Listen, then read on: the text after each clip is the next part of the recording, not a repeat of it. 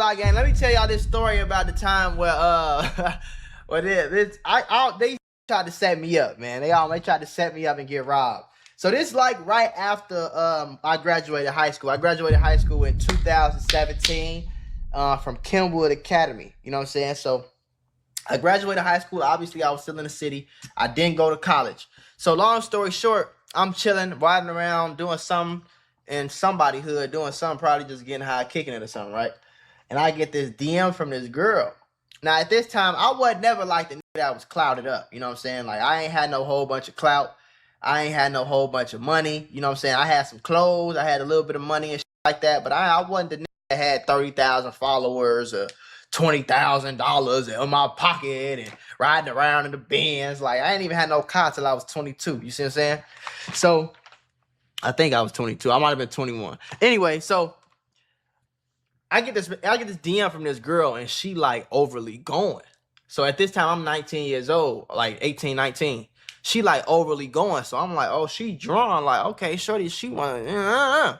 So everything good, but you know how sometimes you can just smell a setup, folks. Cause I gotta tell you all the time, I've been around for forever. I've been around for forever, man. I know all the tricks of the trade of the drop. You see what I'm saying? I get the texting the girl at the time or whatever, and we going back and forth. We was going back and forth for like a day or two. Probably not even a whole day, matter of fact. And then she just get to talking freaky, and she talking about come see me, and she talking about I want to see you, and she talking like over freaky. Like over free. Now this might be normal for a nigga like Future, Chris Brown, but like I said, bro, I had like 2,000-3,000 followers. You know what I'm saying? I had like 2 pair of designer shoes. I didn't have no car. I didn't have no clothes. Like I wanted to talk the most known in the hood. I wasn't me, for I was just a regular dude. So like, yeah, I was at the time I could get little girls too, but girls wasn't just like throwing themselves at me, basically. Like, you see what I'm saying? I was a regular nigga. I didn't even, like, you know, I started showing my homies this shit. Like, I ain't gonna lie, she acting funny as hell. So, like, a few days go by, and she ended up telling me where she stay at. She lived on, like, 74th, right off Stony Island. Like, right off where the bank at. I think that's, like, 74th or, like, 73rd or something like that. Like, right before 79th for sure. On Stony Island, though. If you from Chicago, you know exactly what I'm talking about. She lived, like, right off Stony, like, 2 blocks off Stony. So I'm like, okay, bet that ain't too far from me. Like, I can get there in 15 minutes. Let me see something. So we get to talking back and forth. She like, yeah, just come over, like, you know what I'm saying? Woody whoop this, right? So I'm like, I'm playing along with it though. I'm like, okay, bet. Cause at this point, I'm like, if somebody is trying to set me up, like, let me see who it is, folks. You see what I'm saying? And at this point, I'm 18, 19, so I ain't doing nothing in the streets at all. Like, I'm disassociated with the streets at all, but I know I still got that do something to me. Like, I know I still got to kill me if they get the chance. So I'm like, I'm not really going for that shit type. So you feel me? Like what? But I'm playing along with it though. So now I want to figure out, like, if somebody is trying to set me up, I want to know who it is. You see what I'm saying? So I'm like, what's your number? So I get her number. I text her. It was an Android. First red flag. I'm like, okay. Stupid. All right, it's looking a little fishy. You got an Android. So I DM her back when I see the green bubble. I'm like, you got an Android? She like, nah, my phone just out of service, some, whatever. I'm like, okay, kind of believable, whatever, right? So then I get to ask her, I'm like, yeah, I'm so glad. I'm playing along with it though. I'm like, man, I'm so glad you found me. I was going through a little rough time. I start acting like I'm sad and shit like that. So then she like, yeah, you know, God working mysterious ways, saying all this goofy, make it sound good, right? So I'm like, hey, call me real quick. Like, I want to vent. Like, I like talking to you. Like, I want to vent. So I'm steady trying to call her. She not answering. So already I'm like, okay, green bubble, all these red flags. This some setup. Now I really want to know who set me up. Like, I really want to figure out who's trying to set me up. Because like I said, I had that would kill me if they had the opportunity based off who my homies was. You see what I'm saying? So I want to know who trying to set me up. So long story short, I load them blicks up. I tell like 3-4 of my homies, I'm like, hey, come over here with me. You see what I'm saying? I start talking to her like, yeah, if I come over your house, like one of my homies got to come with me. Like, I don't even play games like that. She like, oh, your homies can stay downstairs. Like, you safe with me, babe, all this shit. I'm like, yeah, bitch, whatever. Like at this point, I'm like, either you a girl trying to set me up or you a nigga trying to catfish me and set me up. You see what I'm saying? But either way, I want to know what's going on now. Because I know I'm getting set up at this point. You see what I'm saying? Because I'm just not a goofy like that. So at the time, one of my homies was in alternative school. He went to, it wasn't Innovations. It was that school right by the White Sox Stadium. I forgot what that shit was called, but he was in an alternative school. So we pick him up. I had like 2 blicks in my book bag for them grades with one had an extended clip because I was ready to see what was going on. But I wasn't on I never was a tough. I just had them to be, you feel me, to see what was going on. So we pull up to the address she sent me, right? We pull up to the address and we let all the windows down. So you can see like it's 4 in the car. You see what I'm saying? And it's kind of like it's nighttime. Like it's going into nighttime. It's getting late type thing. So the sun going down. So we pull up right across the street from where this girl was from, like where this girl sent the address to, right? So in my head, I'm like, I'm like, keep your foot on the brake. Like, don't put your shit in park. Like, you see what I'm saying? Get enough room so where you can get right up out of here. I told my homie this. And I'm like, as soon as I see it, I say go, just go type shit. You see what I'm saying? Because at this point, I'm convinced that they trying to rob me. I'm convinced that they trying to rob me. They not necessarily trying to kill me. I feel like they trying to rob. They would kill me, but I feel like they trying to rob me at this point. I'm going to tell y'all why.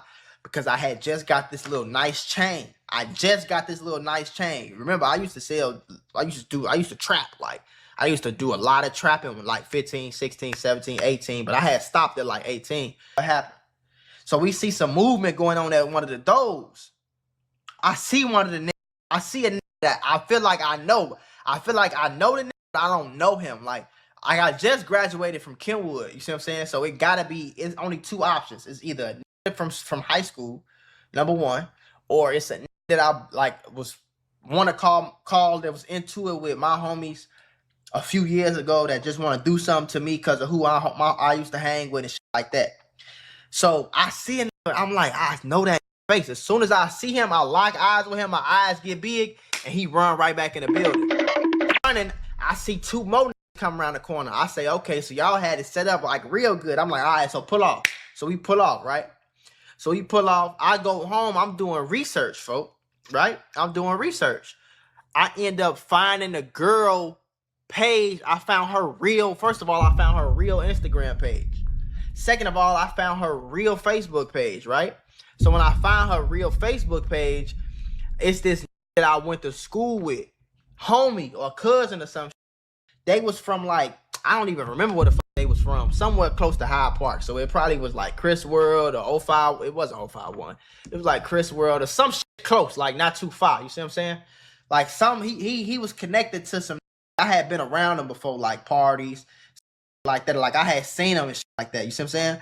So I don't know if he just thought I was an easy lick or they thought they was finna, you feel me, use a girl fake page for a girl type shit. Because I end up learning that this wasn't her page because I found her real Instagram page. You feel me? So I ended up like typing her name in. They was using her real name. So I found out that the dude was using his cousin. He had a fake page of his female cousin, and he was using that to do like a lot of little setup robbery. The reason I found that out was because a nigga that I knew from another nigga, it's basically like somebody I knew somebody that knew somebody that they tried to rob too with the same little, you see what I'm saying, little 1-2 type. So I ended up finding out who it was, and I followed him on Facebook like a day later, and he blocked me. I'm like, oh, scary. I really wasn't on no, like I said, I wasn't never no tough, but I want to know what's going on. I want to know who trying to do something, who trying to harm me. I want to know who trying to do something to me. You see what I'm saying? You got to know these things. So I ended up doing some shit. And then since he blocked me, I made a new page and DM'd him. And I was like, I know that was you that tried to set me up, and sent him the screenshots. And I was like, I know that was you that tried to set me up. He left me on red and he blocked that page too.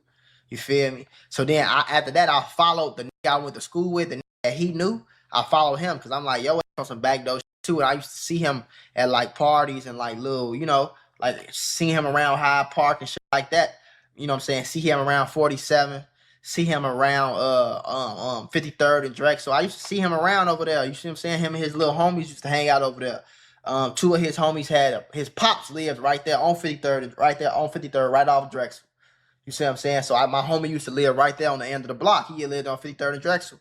So I used to be over there. I had another homie that lived right down the street on I forgot what that is, right down the street from Cosmiskey though. You feel me? So I've been over there and I seen niggas' faces, so I made sure I followed them, just know where they was at, see what they was on. You feel me? So I think this what was going on.